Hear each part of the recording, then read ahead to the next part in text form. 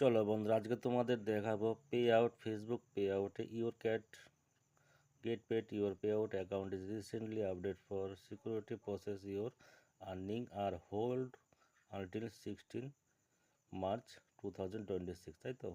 তো চলো দেখি এখানে কি হচ্ছে। আমরা ভিতরে প্রবেশ করলাম। তো প্রবেশ করার পরে এখানে তো আমরা চলে যাব ডাইরেক্ট পে আউটে, মনিটাইজেশন। তো চলে যাচ্ছি এখানে।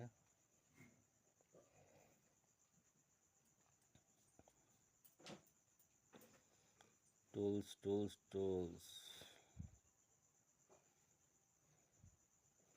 চলে আসলাম। এখানে চলে যাব আমরা পে আউটে ক্লিক করে দিলাম। এখানে দেখা যাচ্ছে your earning are hold on this payout account method for payout account Arati Biswas update to do your account your earning in hold 16 March 2006। আচ্ছা, এখানে লার্ন মোলে ক্লিক করলে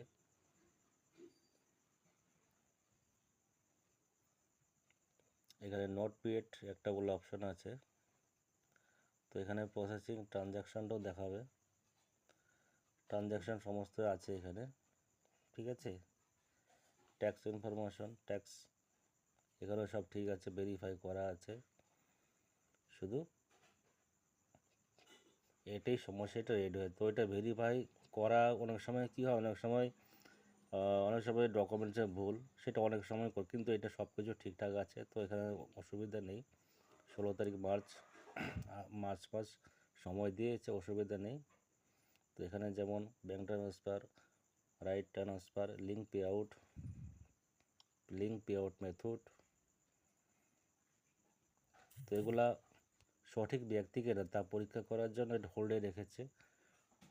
তো এখানে to protect your account 5-day hold will be pleased your update your payout method scheduled payouts an by ডিএলড, ঠিক আছে।